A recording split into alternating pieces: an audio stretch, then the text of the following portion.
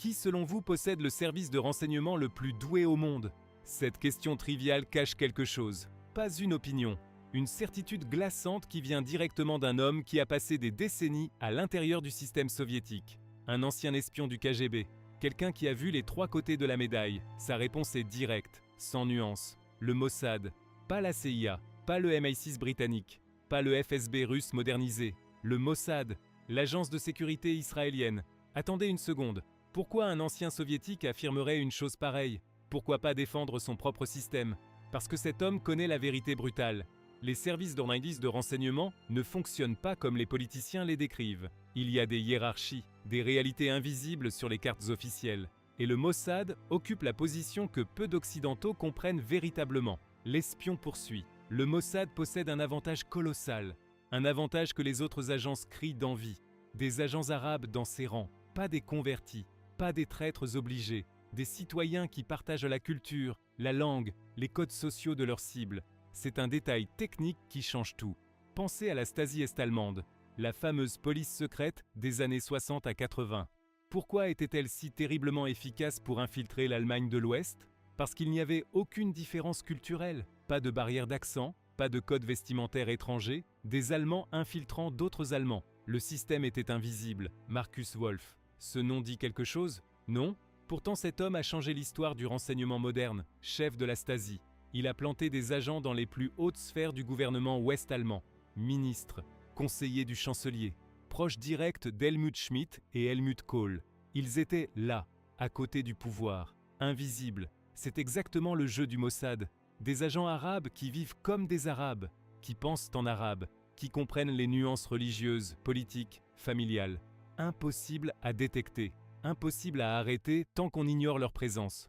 Ensuite vient la critique féroce, la CIA. Cet espion ne fait pas preuve de diplomatie. Il a connu des anciens officiers de la CIA, des gens en retraite, de bons amis. Mais les faits demeurent engravés. La CIA a raté les virages décisifs. La fin de la guerre froide. On l'a vu arriver comment? Les agences de renseignement occidentales pensaient que l'Union soviétique durerait encore 100 ans. Les analystes se trompaient. Complètement.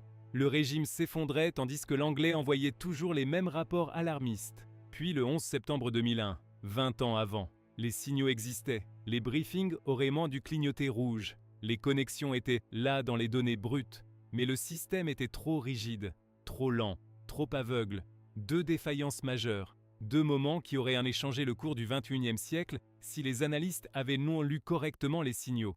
Mais le vrai problème, ce n'est pas seulement l'incompétence analytique. C'est que la CIA a franchi une ligne dangereuse. Elle s'est transformée. Elle a cessé d'être une agence de renseignement pour devenir une agence d'opérations militaires parallèles.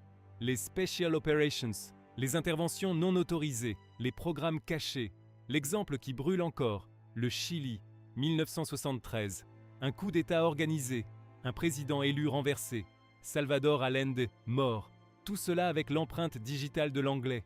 Et pourquoi? Parce qu'on n'aimait pas ses idées politiques. Parce qu'il penchait vers le bloc soviétique. Ce genre d'argument ne justifie rien quand on regarde les familles détruites, les années de dictature, les morts. L'espion le dit clairement. Aller au-delà du mandat de renseignement, c'est aller au-delà de la légitime défense. C'est devenir l'arme que vous prétendez combattre. Quand une agence de renseignement commence à renverser des gouvernements, à orchestrer des assassinats politiques, à financer des guérillas, à entraîner des tortionnaires, elle cesse de servir la sécurité nationale. Elle sert le pouvoir sans limite, et ça revient toujours. Les opérations qui violent le droit international, les partenaires qui se révoltent, les secrets qui deviennent publics, les blowbacks qui explosent. La CIA a connu cela des dizaines de fois. Des opérations au Guatemala, en Iran, en Indonésie, au Congo, à Cuba. Chaque fois le rétroaction était prévisible. Chaque fois cela a aggravé la situation. Voilà la différence fondamentale que cet ancien espion explique. Les agences qui restent dans le périmètre du renseignement fonctionnent, Mossad compris. Ils collectent l'information, ils l'analysent, ils la transmettent, ils protègent les sources, ils infiltrent, ils observent, ils rapportent. Quand une agence sort de ce cadre et devient militaire parallèle, elle s'autodétruit.